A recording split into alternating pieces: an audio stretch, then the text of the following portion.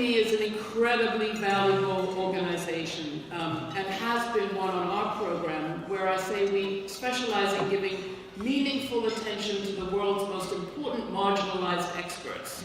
Common Cause is invaluable, and I know that you all agree.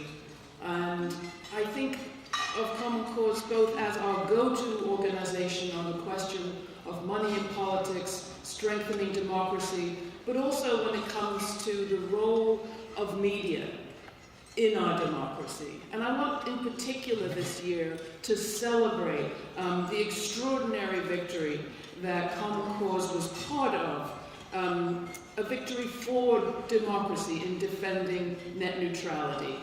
Thank you everybody who worked on that. That's what Common Cause restores to us, I think, our neighbor as a promise. And the promise we make to our neighbor is that we will together create a democracy that represents all of us. And that's what you do every day. At a time when Congress is polarized and almost dysfunctional, Common Cause has actually achieved significant victories at the national, state, and local levels. We've made great strides in campaign finance reform, with legislation requiring that the source of campaign spending be reported in 18 states now. We initiated and are helping the city of Buffalo develop a plan for public funding of their municipal elections, similar to the one that we helped design in New York City. And we're keeping the pressure on Governor Cuomo and the legislature to pass effective ethics reform in Albany.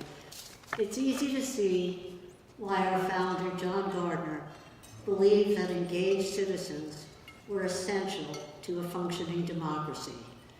They hold leaders to account, they set an example for others to follow, and they bring about change. Jim has a faith-based, abiding commitment to his employees, to his communities, to his nation, to his shareholders, and he does that concurrently, equally, and in the most benevolent fashion. Jim Sinegal is the same sort of Paul Revere that John Gardner wanted to see throughout our communities and our institutions. Tonight is especially about honoring Jim, recognizing Jim for his tireless efforts with institutional investors, with policymakers, and with the lowliest of voters, the most significant of voters, to encourage policies that once again limit corporate and outside political spending. I try to leave them with two things, which is the first thing, that if you get involved in something, and if you're in business, and if you don't like it, and if you're unhappy, and if you're not passionate about it, run, don't walk to the fastest exit you can find. Because if you're not happy, and if you're not giving 100%, you're not doing yourself any good, and you're certainly not doing the organization any good. So find something that you can be happy about.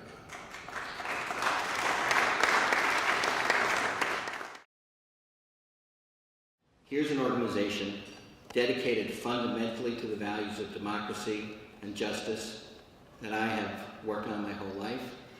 And it's an organization with a 45-year history, an extraordinary set of accomplishments going back as far as John Gardner and going forward as far as Bob Edgar. It's a platform you can't build quickly. This is a platform that has been built over 45 years and is an extraordinary organization to lead. And so when I had the opportunity to do so, I jumped at it, and I just think it has both an incredible history and an incredible future, and I'm delighted to be part of it. So it is an extraordinary honor for me to present you the Champion of Democracy Award to Cornell Brooks, the president of the NAACP, and proud member, at least we're proud, of Common Cause's National Governing Board. An award of this stature, invoking or having had the spirit and the legacy of John Gardner. If we think about the proud record that Common Cause has, and the proud record that the NAACP has, we realize that this is an extraordinary moment in American history.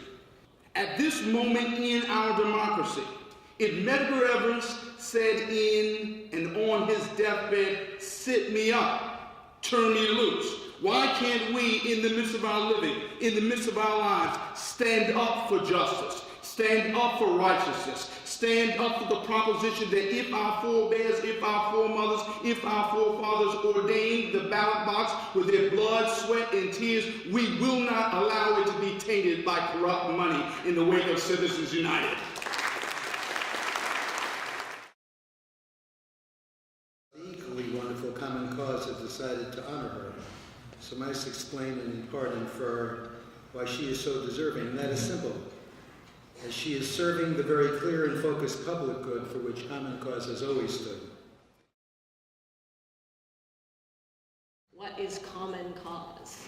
It expresses a belief in the mere invocation of the phrase that our relationship each to the other is not bound by just being next to each other, that we as a public aren't just the aggregation of selfish interests, but we are in some sense capable of seeing ourselves not just as individuals next to each other, but as a public seeking something good for our public good together.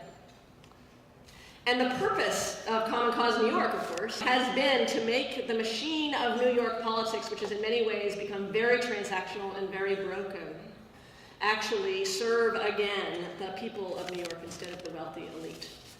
The issue which is nearest and dearest to my heart that Common Cause has been absolutely central in is in pushing for fair elections, publicly financed elections in New York State.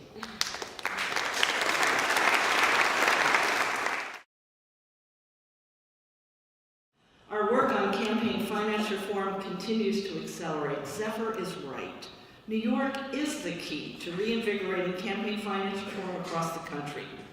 We will not let up until we've helped New York State adopt a fair election system, a small donor matching fund system like the widely admired system we helped establish and grow here in New York City. It's going to be an exciting and challenging year ahead, but frankly, that's the kind of year that we have at Common Cause. It's why I love this job. We're grateful for your support, and we look forward to keeping you involved in our work as we meet these challenges in the months to come.